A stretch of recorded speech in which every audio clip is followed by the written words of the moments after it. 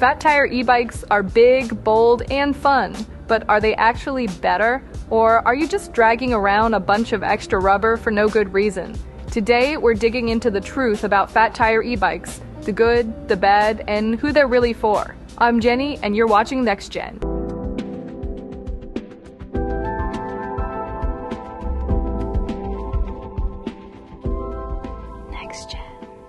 First, let's talk about where fat tires come from.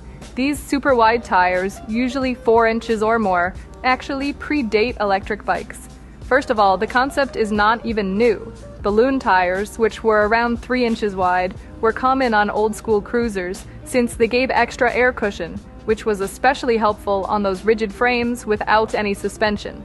But in the last decade or so, true fat tires, at least 4 inches wide and sometimes more, began rolling onto the scene.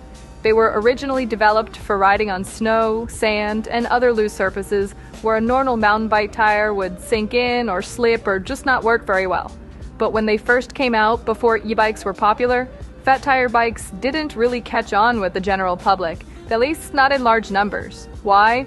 Pretty much because they sucked to pedal.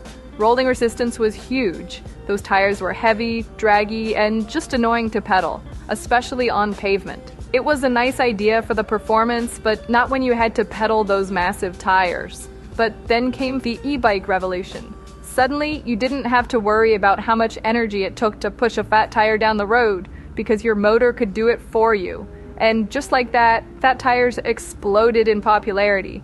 Today, they're one of the most common styles you'll see on affordable electric bikes. Actually, now it's almost weird to see something less than 2 inches wide on an e-bike, especially one in the budget class. So let's talk about why fat tires are so popular anyway. First off, comfort. Those big tires act like suspension, soaking up bumps, cracks, and even potholes better than a narrower tire ever could. They make the ride feel better, and that is a huge benefit for most riders. They also give you a ton of traction. Whether you're riding on dirt, grass, sand, or snow, fat tires keep you stable and upright. That extra surface area really helps you float over soft or uneven terrain. And for newer riders, there's a psychological boost too. They just feel more stable. You're less likely to wipe out.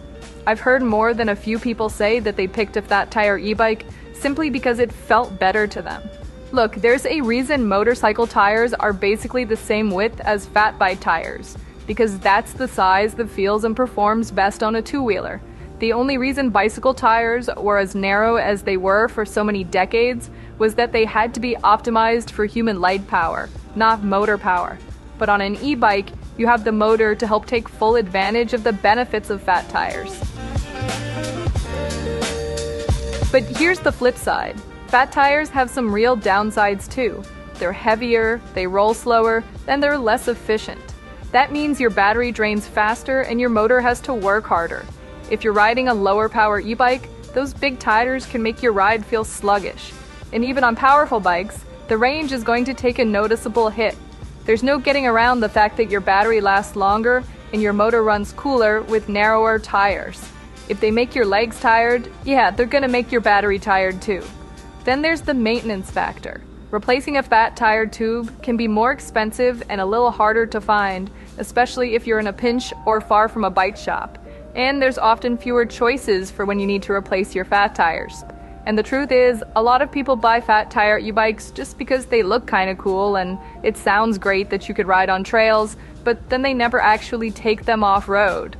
For those riders, a standard 2.5 or even 3-inch tire would probably be a better fit for purely road riding.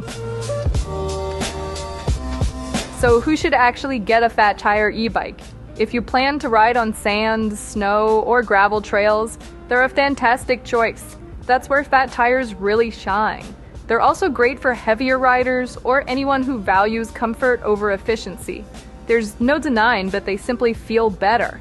If you're just cruising for fun or using your e-bike for short local trips, fat tires can make for a very enjoyable ride. But if you're commuting on pavement, worried about range, or you just want a zippier ride, a slimmer tire might serve you better. The bike will be lighter, the battery will last longer, and you'll find that the ride is a bit more nimble.